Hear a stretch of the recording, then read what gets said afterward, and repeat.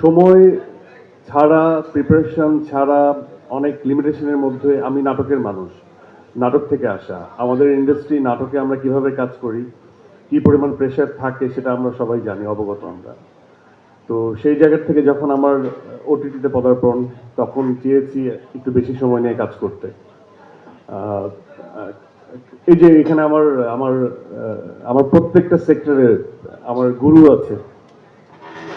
আমার আমি তাকে দেখলেই নস্টালজিয়া হয়ে যাই, সেই 2005-06 দিকে। একজন গাজী রাকায়েত, উনি আমার সিনিয়র, আমার গুরু, আমার বন্ধু মানুষ। তখন তার সাথে কনভারসেশন হতো, তো বলতো যে তুই পারবি, আমি বলতাম কিছু হবে না।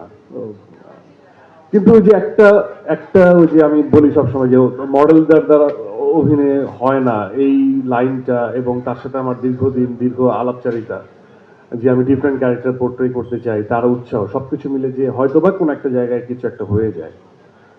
তো নাটকে আমাদের লিমিটেশন ছিল, তো সিনেমার জায়গায় আমার কাছে মনে হয় যে প্রত্যেকটাই আমরা যারা যেখান থেকেই আসি না কেন, আহ, কত কোয়ান্টিটিতে আসলে মন স্থির না করে কোয়ালিটির দিকে একটু খেয়াল রাখাটা আমাদের সবারই জরুরি। আর লাইফে সবসময় অস্থির হওয়া চলে না, কিছু কিছু জায়গায় স্থিরতা নিয়ে আসা উচিত।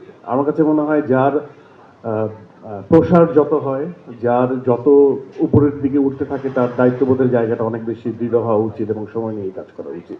তারপরে তো আমরা যেটা চাই সেটা আসলে এক্সিকিউট হয় না, বাট সেটা সময় নিলে সেটার পার্সেন্টেজটা আসলে আমরা বাড়াতে পারি পসিবিলিটির দিকে, মানে ভালোর দিকে। তো এই একটা বিষয়। তো আমার কাছে সময়টা কখনোই আসলে ফ্যাক্ট ছিল না।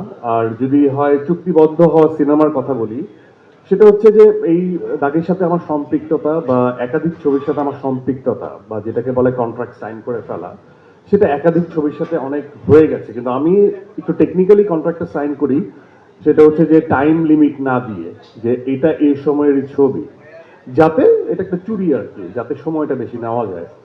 বাট আমার, হ্যাঁ, আমি একাধিক ছবির সাথে চুক্তিবদ্ধ এখন পর্যন্ত আছি। সেগুলো হয়তোবা এত বেশি সময় নিব না, অনেকের কাছেই মনে হয় অনেক বেশি সময় নিয়ে ফেলেছি, হয়তোবা আরো কম সময়ের মধ্যেই চলে আসবে, কারণ সেগুলোর গল্প ভাবনা, সেগুলোর অন্য কিছু প্রিপারেশন অলমোস্ট অনেক কিছুই এগিয়ে। এই 2 বছর আমি এগুলোই করেছি।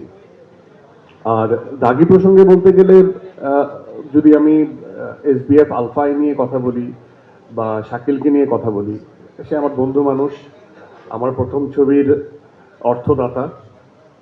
সে সে প্রডিউস করেছে। ঝগড়া প্রচন্ড করি আমি, এটাকে মানুষ ঝগড়া বলে বা বাহাস বলে হয়তো বা, বাট আমি আসলে এটাকে ঝগড়া বলি না, আমি বলি হচ্ছে আমি আসলে কনভিন্স হতে চাই, নিজেকে কনভিন্স করতে চাই। সেটা অনেকের কাছে তর্ক বা বিতর্ক বা ঝগড়া মনে হতে পারে, বাট আমার কাছে মনে হয় যে বোঝাপড়া। হ্যাঁ, তো শাকিলের সাথেও হয়, বিরক্ত হয়, আবার কাছে টেনে নেয়। আর চরকির সাথে আমার, চরকির সাথে এর আগে বলছি, নতুন করে বলার কিছু নাই। একদমই প্রথম দিকের সিরিজ যেটা মরিচিকা, সেটা আমরাই করেছি, আমি শিয়াব ভাই, আমার একটা ছোট্ট একটা চরিত্র ছিল বাবু ভাই নামে, negative character. So I am looking forward সবসময়, দেশীয় প্ল্যাটফর্মকে আমরা সবসময় এগিয়ে রাখবো, এবং এটা শুধুমাত্র চরকির যে দায়িত্ব আমাদের প্রতি তা না, আমাদেরও দায়িত্ব আছে, বিং এ পারফর্মার, চরকির প্রতি আমাদের দায়িত্ব আছে, যে আমরা প্ল্যাটফর্মের রাজধানী চরকিকে দেখতে চাই, এরকম আমরা সবসময় বলতাম আগের থেকে, অনেক আগের থেকে। আর শিয়াব শাহিন সম্পর্কে বলতে গেলে তার সাথে আমার আসলে তর্কই হয়, ভালোবাসা প্রচন্ড তর্ক হয়, এবং এটা তর্কটা দিনকে দিন বেড়েই চলেছে। হ্যাঁ, তা আমি খুব পজিটিভলি নেই, কারণ দিনের শেষে আমরা আবার মিলে যাই। তো এখন তো এটা মুখে নাই, এখন হাতাহাতি পর্যায়ে চলে গেছে, শিয়াব সাহেবের সাথে তর্কটা মুখে নাই। তো সে তার, আমি তাকে, আমার সবচেয়ে বড় ভালো লাগে যে একজন মানুষের, আমার কাকার বয়সী, আমি তাকে কাক্কু ডাকি, তার বয়স হয়েছে কিন্তু সে আসলে ভাবনার দিক থেকে অনেক আধুনিক। সে ভাই চাইলে সে ভাই চাইলে কথা হ্যাঁ। বলতে পারেন, উস্কুস উস্কুস করতেছে, তর্ক জয়েন করতে পারতেছেন, আমি দেখতে পাচ্ছি। চাইলে আপনি এরকম তো গল্প করতেছে সে, এটা বললি আমি একটু দেখতে চাই, আপনার কথাই শুনতে চাই। আচ্ছা বইলো আমি শেষ করে দিই, নাহলে খেয়েই হারাই ফেলবো।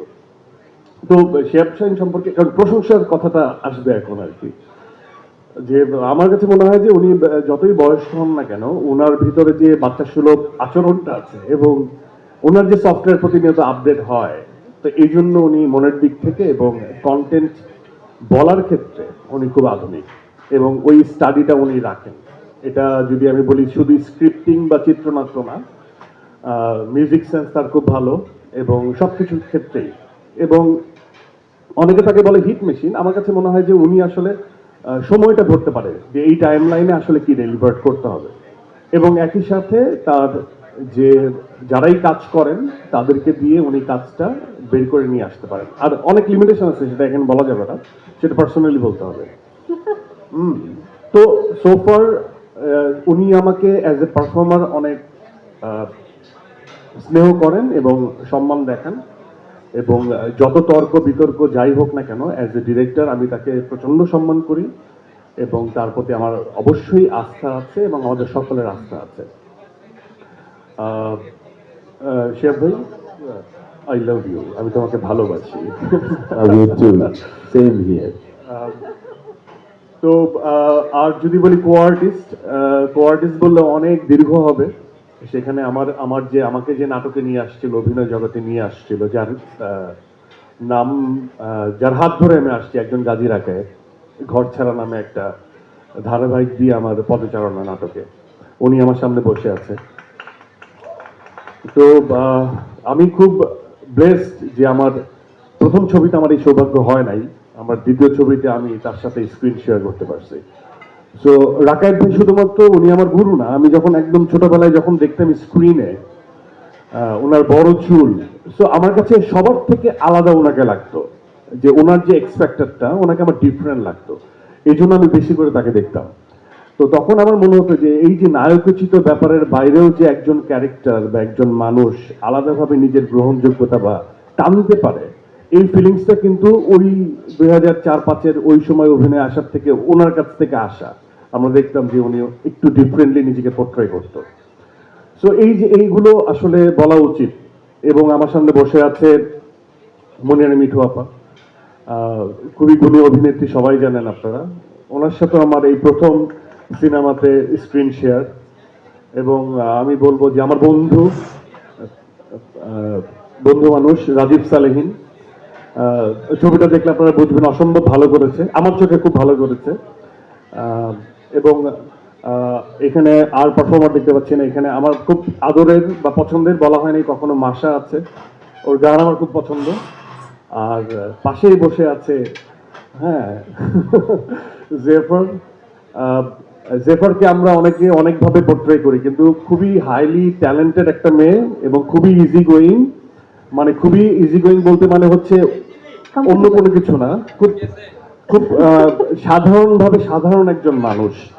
এবং আমার ফাইন্ডিংস হচ্ছে যে খুব কারণ টুইস্টিং করতে আপনারা পছন্দ করেন, করে ফেলতে পারেন ইজি গোয়িং কি ভাই, হ্যাঁ। তো আমার কাছে খুব সহজ মনে হয়, সহজ মনের মানুষ মনে হয়, এবং খুবই ট্যালেন্টেড। ও অ্যাকচুয়ালি খুবই ভালো কম্পোজার এবং লিরিসিস্ট, এবং একই সাথে অথবা শুধুমাত্র আপনারা জানেন যে সে একজন গায়িকা, কিন্তু গায়িকার পেছনেও তার অনেক গুণী পরিচয় আছে, বিশেষণ আছে। এখন আসি আমার পাশে যারা বসে আছে তাদেরকে নিয়ে।